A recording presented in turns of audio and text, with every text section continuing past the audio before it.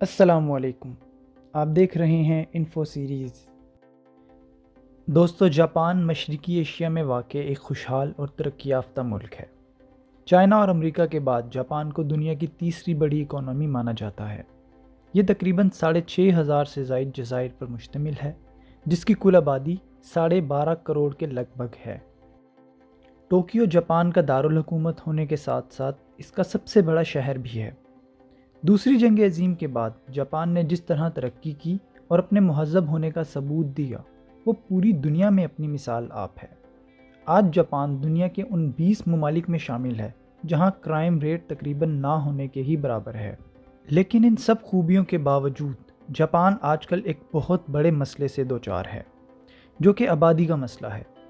دنیا جس طرح اپنی آبادی آج کنٹرول کر رہی ہے، جاپان بھی کچھ عرصہ قبل انہی اقدامات پر عمل درآمد کر رہا تھا، لیکن اس کے جو خوفناک کانسیکوینسز جاپان کے سامنے آئے ہیں، اس کے لیے کسی درد سر سے کم نہیں۔ آج ہم انہی کانسیکوینسز کے بارے میں بات کریں گے، لیکن ویڈیو شروع کرنے سے پہلے اگر آپ نے ہمارا چینل سبسکرائب نہیں کیا تو برائے مہربانی پہلے سبسکرائب کر لیں اور بیل آئیکن کو پریس کر لیں۔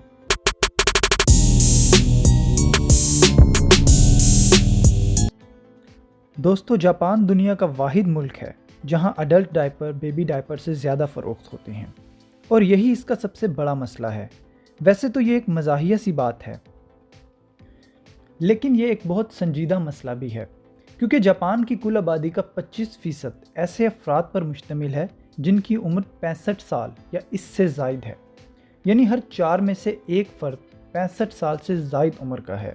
یہ کسی بھی ملک میں رہنے والے بوڑھے لوگوں کی سب سے زیادہ پرسنٹیج ہے۔ اس سے بڑھ کر یہ کہ جاپان میں 80,000 کے قریب لوگ ایسے ہیں جن کی عمر 100 سال سے بھی زائد ہے۔ اس وقت جاپان میں ایوریج ایج 85 سال ہے، جو کہ ہانگ کانگ کے بعد دوسرے نمبر پر آتی ہے۔ گزشتہ 10 سال کا اگر موازنہ کیا جائے تو سن 2010 میں جاپان کی کل آبادی 12 کروڑ 85 لاکھ تھی، جس میں 65 برس سے زائد عمر کے افراد 2 کروڑ 90 لاکھ کے قریب تھے، جبکہ 2021 میں جاپان کی کل آبادی 12 کروڑ 59 لاکھ کے لگ بھگ تھی، جس میں 65 سال سے زائد عمر کے افراد کی تعداد 3 کروڑ 57 لاکھ کے قریب تھی۔ اس موازنے سے یہ بات تو پتہ چلتی ہی ہے کہ جاپان کی مجموعی آبادی میں کمی واقع ہوئی ہے، بلکہ بوڑھے افراد کی تعداد میں بھی ہوش ربا اضافہ ہوا ہے، جو کہ قابل تشویش بات ہے، کیونکہ شرح پیدائش شرح اموات سے کم ہے، جو کہ ریپلیسمنٹ لیول کو بھی کم ظاہر کرتی ہیں۔ ایک سروے کے مطابق جاپان میں فی گھرانہ بچوں کی شرح 2.1 ہونی چاہیے، لیکن آج کی تاریخ میں یہ 1.3 فی گھرانہ ہیں، جو کہ جاپان کی آبادی میں مسلسل کمی کو ظاہر کرتی ہیں۔ آبادی میں یہ کمی کچھ وجوہات کی بنا پر ہے، جن میں سے ایک وجہ تو یہ ہے کہ جاپانی کوانٹٹی سے زیادہ کوالٹی پر انحصار کرتے ہیں، یعنی اگر بچے کم ہوں تو ان کی پرورش اور تربیت زیادہ بہتر انداز میں ہو سکتی ہے، جو کہ آبادی میں کمی کا سبب بن رہی ہے۔ دوسری اہم وجہ جو جاپانی معاشرے میں دیکھی گئی ہے وہ یہ ہے کہ جاپانی عورت کو اگر شادی یا کیریئر میں سے کسی ایک کا انتخاب کرنا ہو تو جاپانی لیڈیز کیریئر کو زیادہ پریفر کرتی ہیں۔ اس طرح وہ شادی اور اس کے بعد ہونے والے بچوں کی پرورش سے مکمل طور پر بری الذمہ ہو جاتی ہیں، جو کہ ظاہر ہے آبادی میں کمی کا سبب ہے۔ تیسری اہم وجہ جو کہ آبادی میں کمی کا باعث بن رہی ہے وہ یہ ہے کہ جاپان میں زیادہ تر نوجوان مستقل ملازمت کے بجائے کانٹریکٹ کی ملازمت کرتے ہیں، جس کی وجہ سے ذرائع آمدن مسلسل تبدیل ہوتے رہتے ہیں۔ اسی تبدیلی کے خدشے کے پیش نظر جاپانی نوجوان شادی جیسی ذمہ داری سے کتراتے ہیں۔ جاپان چونکہ ایک ترقی یافتہ ملک ہے تو یہاں رہنے والے لوگ دیہاتوں کے بجائے شہروں میں رہنے کو ترجیح دیتے ہیں۔ اس بات کا اندازہ یہاں سے لگایا جا سکتا ہے کہ جاپان کی کل آبادی کا 92% شہری علاقوں میں رہائش پذیر ہے، اور کیونکہ شہری علاقوں کے اخراجات زیادہ ہوتے ہیں، اسی لیے جاپانی ایک بڑی فیملی کے بجائے چھوٹی فیملی پر انحصار کرتے ہیں، جو کہ آبادی میں کمی کی ایک اہم وجہ ہے۔ آبادی میں آتی ہوئی یہ کمی ورک فورس میں بھی کمی کا باعث ہے۔ حالیہ سروے کے مطابق 2060 تک جاپان میں ورک فورس آج کے مقابلے میں 40% تک کم ہو جائے گی۔ آسان الفاظ میں اس کا مطلب یہ ہے کہ اگر آج جاپان میں کسی کام کو کرنے کے لیے 100 لوگ درکار ہوں तो 2060 तक इसी काम को करने के लिए सिर्फ 60 लोग मौजूद होंगे। इस तरह जापान की मईशत बुरी तरह मुतासिर होगी। आबादी में इसी कमी की वजह से हर साल जापान में 400 के करीब स्कूल बंद हो जाते हैं, जिनको ओल्ड होम्स में तब्दील कर दिया जाता है।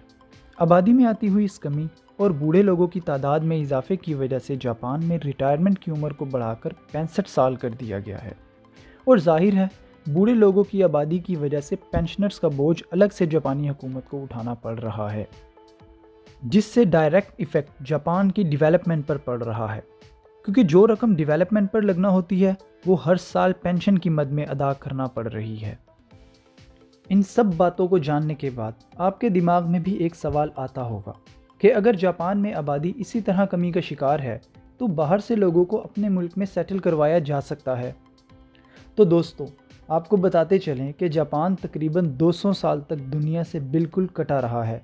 बाहर की दुनिया से ना उनके मुल्क में कोई आ सकता था और ना ही जापानी लोग बाहर के मुल्क जा सकते थे, जैसे आजकल नॉर्थ कोरिया के हालात हैं।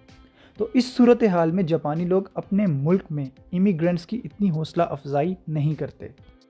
इस सारी सिचुएशन को मद्देनज़र रखा जाए तो जापानी कौम आइंदा आने वाली चंद सदियों में मादूम होने के ख़तरे से दो चार है, जिसके लिए जापान को खातिर ख्वाह इक़दाम करने की ज़रूरत है।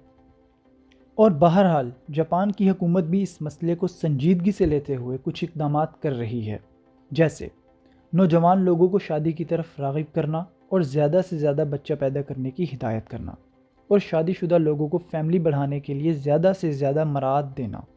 इसके अलावा जापानी हुकूमत काम करने वाली ख़वातीन को भी ज़्यादा से ज़्यादा मैटरनिटी लीव्स दे रही है। लेकिन फिर भी ये सारे इक़दाम इतने फ़ायदेमंद साबित नहीं हुए कि बच्चों की तादाद को बढ़ाया जा सके। दोस्तों, इसके अलावा जर्मनी और कनाडा भी ऐसे ममालिक में शामिल हैं जहां आबादी मुसलसल कम हो रही है, लेकिन बहरहाल जापान को ज़्यादा संगीन मसाइल का सामना है।